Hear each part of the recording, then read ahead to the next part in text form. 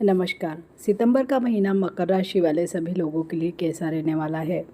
यह राशिफल चंद्र राशि पर आधारित है और वीडियो के अंत में मैं आपको कुछ कस्टमाइज उपाय भी शेयर करूंगी। तो मकर राशि वाले सभी लोगों के लिए सितंबर का महीना कैसा रहेगा? महीने की शुरुआत में ही सूर्य, बुध और केतु एक साथ आपके अष्टम भाव में गोचर कर रहे हैं। राहु पूरे महीने सेकेंड हाउस में, शनि तीसरे भाव में और बृहस्पति पूरे महीने सिक्स्थ हाउस में ही रहने वाले हैं। मंगल महीने की शुरुआत में तो नवम भाव में होंगे, लेकिन इसके बाद वो आगे के भाव में चले जाएंगे। तो सबसे पहले अगर हम बात करें तो कार्य क्षेत्र की ही बात करें। कैरियर के दृष्टिकोण से ये महीना मिक्स्ड बैग लेकर ही आया है। दशम भाव के स्वामी शुक्र महीने की शुरुआत में सप्तम में विराजमान रहेंगे, जिससे आपको बहुत अच्छे परिणाम प्राप्त होंगे। कार्य क्षेत्र में पदोन्नति भी प्राप्त हो सकती है या आपको हाइक भी मिल सकता है। वहीं पे जीवन साथी से भी कुछ आय के योग बनते हैं। छठे भाव के स्वामी बुध महीने की शुरुआत में तो अष्टम भाव में होंगे, तो छोटी मोटी समस्याएं आपको दे सकते हैं और विशेषकर आपके कम्युनिकेशन का आपको बहुत ध्यान रखना होगा। कार्य क्षेत्र में हालांकि ये अच्छी सफलता ही दिलाएंगे, लेकिन फिर भी आपको अपनी बातचीत में ज़रूर ध्यान रखना होगा। और बुध की ही वजह से नौकरी में कुछ बदलाव हो सकता है, कुछ प्रोफाइल चेंज हो जाए या आपको कोई दूसरा प्रोजेक्ट मिल जाए, कोई आपका ट्रांसफ़र हो जाए, इस तरह की भी संभावना रहेगी। वहीं पे बृहस्पति देव पूरे महीने सिक्स्थ हाउस में ही बैठ के दशम भाव को देखेंगे, यानी कि आपके कार्य भाव को देखेंगे, तो कार्य क्षेत्र में अच्छी सफलता दिलाएंगे, मान सम्मान भी दिलाएंगे। वहीं पे 15 से शुक्र अष्टम भाव में जाने से कार्य क्षेत्र में छोटी मोटी आपको प्रॉब्लम्स दे सकते हैं। और व्यापार करने वाले जातकों के लिए ये पूरा महीना अच्छा ही रहने वाला है। विशेष रूप से फर्स्ट हाफ है वो ज़्यादा अच्छा रहेगा बजाय सेकेंड हाफ के। कुछ नए कॉन्टैक्ट्स आपके बन सकते हैं, नेटवर्किंग के थ्रू आप ज़्यादा अच्छा काम कर पाएंगे और आपको अपने बिजनेस में नए प्रोजेक्ट्स मिल सकते हैं, नए अवसर मिल सकते हैं। हालांकि जो सेकेंड हाफ है वो व्यापारियों के लिए, बिजनेस करने वाले लोगों के लिए थोड़ा सा कमज़ोर रह सकता है।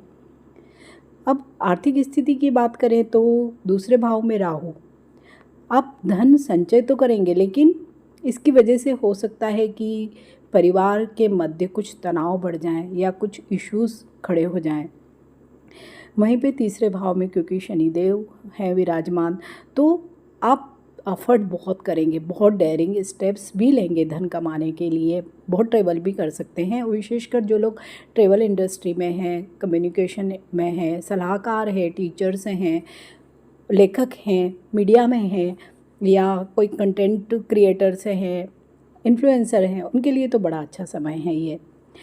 विदेशी माध्यमों से भी आपको धन प्राप्ति के योग बन रहे हैं। ट्रेवल्स होंगे जो फ्रूटफुल होंगे। वहीं पे बृहस्पति देव छठे भाव में बैठ के द्वादश भाव यानी 12वें भाव को भी देखेंगे, तो आपका खर्च तो होगा, लेकिन खर्च अच्छी जगहों पर होगा, जैसे कि किसी एनजीओ में, सामाजिक कार्य में, धार्मिक कार्य में आदि में आपका खर्च होगा।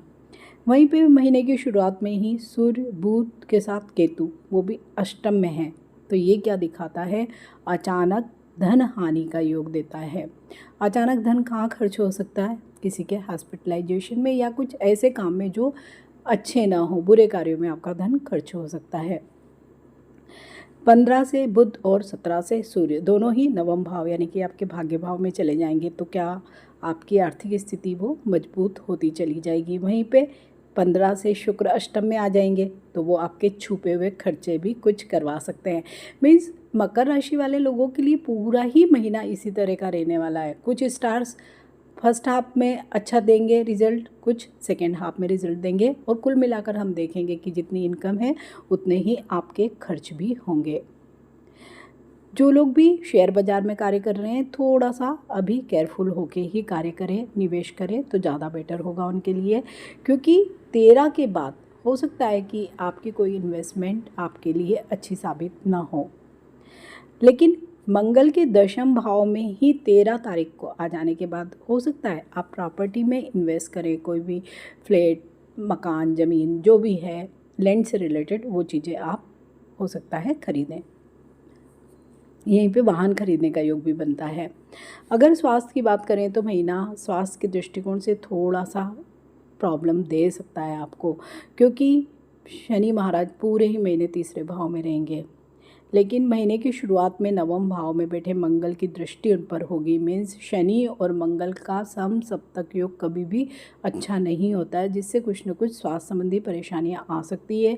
विशेषकर आपके ENT इश्यूज़ हो सकते हैं, शोल्डर्स में पेन हो सकता है, नेक में कोई प्रॉब्लम आ सकती है, इस तरह की चीज़ें आपको हो सकती है। चोट दुर्घटना होने की संभावना भी दिखाई दे रही है, जिससे थोड़ी सी सावधानी आपको रखना होगी। वहीं पे दूसरे भाव में राहु और अष्टम में केतु पूरे ही महीने रहने वाले हैं, तो आपको अपनी डाइजेस्टिव जो भी हैबिट्स हैं उन पे पूरा कंट्रोल रखना पड़ेगा।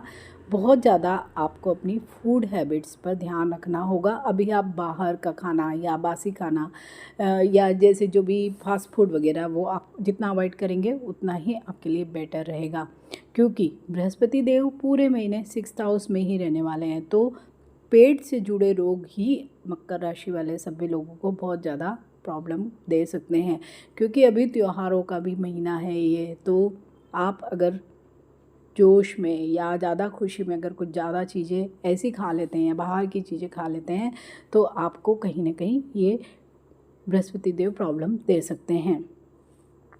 अब बात करेंगे प्रेम और वैवाहिक संबंधों की। अगर आप पहले से ही किसी रिलेशनशिप में, तो शुरुआत तो बड़ी अच्छी रहने वाली है, क्योंकि पंचम भाव के ही स्वामी सप्तम में विराजमान रहेंगे। तो जो भी रिलेशनशिप है बहुत स्ट्रांग होगी। हो सकता है कि आप अपने लव वंस को, अपने पेरेंट्स को मिलाने लेके जाएं और आपकी बात मैरिज तक आगे पहुंचे, और आप एक दूसरे से बहुत क्लोज भी फील कर सकते हैं। मीन्स शुरुआती महीने में आप ऐसी ही फीलिंग आपको होगी। जो लोग भी अविवाहित हैं उनके भी विवाह की बातें आगे बढ़ सकती है। बिल्कुल भी ज़रूरी नहीं कि वो किसी के प्रेम में ही हो, अगर प्रेम में ना भी हो, कोई प्रपोजल से हो, तो उन लोगों के भी विवाह की बातें आगे बढ़ सकती है, विवाह पक्का भी हो सकता है। वहीं पे जो मैरिड लोग हैं उनके लिए भी अच्छा ही समय है, उनके भी मैरिड लाइफ में सच कोई प्रॉब्लम हमें ज़्यादा नहीं दिखाई दे रहा है।